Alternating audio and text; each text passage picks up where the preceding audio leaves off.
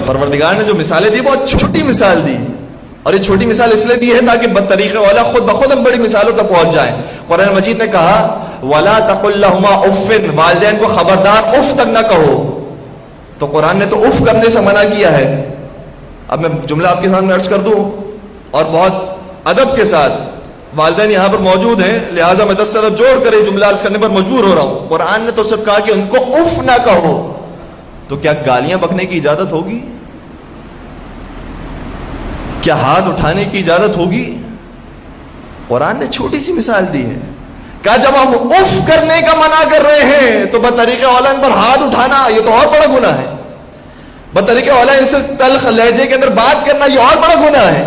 جب ہم تمہیں اف کرنے کا منع کر رہے ہیں, اسی طریقے سے جب ہم تمہیں اونٹ کے بارے میں کہہ رہے ہیں کہ وہ اونٹ جو رائے خدا میں قربان ہو جائے وہ شاعر اللہ کے اندر ہے, تو وہ جو جس کا پورا خاندان قربان ہو جائے کربلا کے میدان میں, کیا وہ شاعر اللہ میں سے نہیں ہوگا؟ لہٰذا یہ سب شاعر اللہ ہے, اور ان کی تعظیم کرنے کا حکم دیا قرآن مجید نے. اور یہ کیا وَلَا تُحِلُّوا, ان کی بے حرمتی نہ کرو. چنانچہ قرآن سے ثابت ہے. اور میں آپ کی خدمت میں عرض کروں, سب سے بڑی کتاب تو قرآن مجید, پھر حدیث کی طرف آئیے, 10 حدیث آپ کو مل جائیں گی قبر کی حرمت کے بارے میں, قبر کی تعظیم کے بارے میں 10 حدیث مل جائیں گی آپ کو. لیکن میں اس حدیث کی طرف آپ کو لے جانا چاہتا ہوں کہ جس حدیث کا حوالہ ان نجدیوں نے دیا. جب ان کی حکومت قائم ہوئی, آپ کے سامنے جملہ عرض کروں, 90 برس گزر گئے ہیں اس واقعے کو, 90 برس گزر گئے ہیں. آپ کو معلوم ہے کہ مولا کائنات کی قبر مبارک 100 برس تک پوشیدہ تھی ان ظالموں کی وجہ سے. اگر قبر کا نشان بتا دیا جاتا تو ظالم شاید قبر میں آ کر تخریب کاری کرتے, لہٰذا قبر کے نشان کو نہیں بتایا گیا, تو نا امید انسان نہ ہو, مایوس نہ ہو, وقت آئے گا انشاءاللہ. اور ہر ظالم کا تختہ پلٹا ہے, ان قریب اس کا دور آنے والا ہے. 90 سال پہلے جب ان کو حکومت حاصل ہوئی, اور حکومت کیسے حاصل ہوئی؟ دونوں طرف سے فائدے تھے. یہاں انگریز چاہتے تھے کہ مسلمانوں پر حکومت کریں, اور مسلمانوں پر حکومت اب اسلحے کے زور پر نہیں ہو سکتی تھی, چنانچہ مذہب کا سہارا لیا. انگریزوں کو فائدہ تھا. دوسرا فائدہ خود نجدیوں کو تھا کہ نجدیوں نے دیکھا یہ بہت وحشی قوم تھی, اور دیکھا کہ ہم حکومت حاصل کرنا چاہتے ہیں لیکن حکومت حاصل نہیں کر سکتے کیونکہ مسلمانوں کا پریشر بہت زیادہ ہے, تو ہم کس کا ساتھ لیں؟ وہ جو ہر ایک کو کافر کہہ رہے تھے, خود جب ساتھ لینے پر آئے تو کافروں کا ساتھ لیا. 2 خاندان اس وقت موجود تھے, اور دونوں خاندان کی مدد انگریزوں نے حاصل کی. شریف حسین کا خاندان, البتہ یہ بھی نام کا شریف تھا, جس طریقے سے ہمارے سروں پر بھی ایک شریف موجود ہے,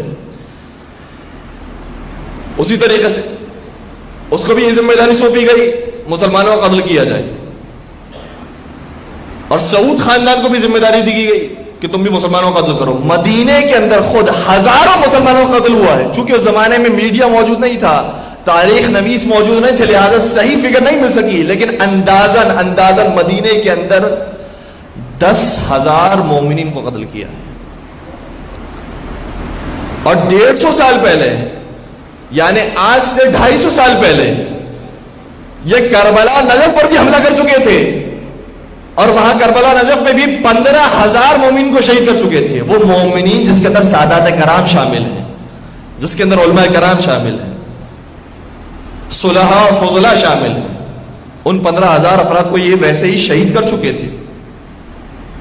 لیکن اس وقت خلافت عثمانیہ تھی, ان کے مقابلے کے لیے لشکر بھیجا گیا, ان کو تہس نہس کر دیا گیا. ان کی جو باقیات تھی وہ دوبارہ جنم لیتی ہے 100 سال کے بعد, 150 سال کے بعد, اور یہ دوبارہ انگریزوں کی سپورٹ سے آگے بڑھتی ہے.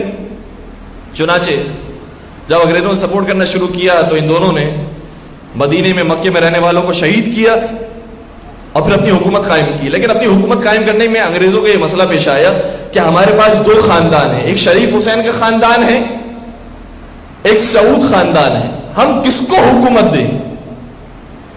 ہیں دونوں ہی ہمارے, جس کو ہم دیں گے ہمیں ناراض نہیں کرے گا, لیکن ہم کس کو دیں؟ بہتر چوائس کون سی ہے؟ شریف حسین کا خاندان وہ تھا کہ جس میں ایک انگریزوں کا سب سے بڑا جاسوس لارنس آف عربیہ کام کرتا تھا. وہ جاسوس تو دوسروں کے لیے تھا, ان کے لیے تو وہی سپورٹر تھا, اور پھر انہوں نے بہت بھرپور مدد کی تھی. دوسری بات یہ کہ شریف حسین کا خاندان خود مکے کا رہنے والا تھا, اور دوسری طرف سعود خاندان وہ تھا کہ جو مکے کا رہنے والا نہیں تھا, یہ رہتا کسی اور علاقے کے اندر تھا, آیا تھا حملہ کرنے کے لیے اور حکومت حاصل کرنے کے لیے. لیکن ایک مسئلہ یہاں پر یہ پیش آیا کہ جب یہ دو خاندان ہمارے سامنے موجود تھے تو انگریزوں نے یہ محسوس کیا کہ جو شریف حسین کا خاندان ہے یہاں پر قتل عام کرنے کے بعد حکومت چاہتا ہے اور بہت جلد بازی کر رہا ہے, حکومت لینے کے اندر جلدی کر رہا ہے, ہمارے مشورے کے بغیر, ہمارے حکم کے بغیر کام کرنا شروع کر دیا ہے, اور اس نے حکومت کا اعلان کر دیا. جیسے یہ اعلان کیا, انگریزوں کو یہ اعلان بہت سخت ناگوار گزرا. چنانچہ شریف حسین کو ملک بدر کر دیا گیا اور پھر سعود خاندان کو حکومت دی گئی. اور دوسری وجہ جو سعود خاندان کو حکومت دینے کی ہے وہ ایک بہت اہم وجہ ہے, اور میں اس کی طرف اشارہ کرنا چاہوں گا اور آپ کی زحمت تمام. وہ وجہ یہ تھی کہ سعود خاندان صرف مسلمانوں کا دشمن نہیں تھا, بلکہ مسلمانوں میں ایک نیا فرقہ ایجاد کر چکا تھا. شریف حسین نے کام نہیں کیا تھا, اس میں اتنی شرافت تھی کہ اس نے کوئی فرقہ ایجاد نہیں کیا تھا, کوئی مذہب کا پیروکار نہیں تھا, لیکن سعود خاندان یہ اعلان کر رہا تھا کہ ہم ایک مذہب کے پیروکار ہیں, ہم ایک فکر کے پیروکار ہیں, ہم ایک نظریے کے پیروکار ہیں. لہذا اس نظریے کو آگے بڑھانا ضروری تھا. اور وہ نظریہ کون سا نظریہ ہے؟ وہ نظریہ یہ نظریہ ہے کہ صرف ہم مسلمان ہیں, باقی سب کافر ہیں. اور اس کے اندر سب سے بڑا انہوں نے جو کام کیا ہے وہ قبروں کو مسمار کیا, مسلمانوں کو شہید کیا, واجب القتل سمجھا اور قبروں کو مسمار کرنا شروع کیا.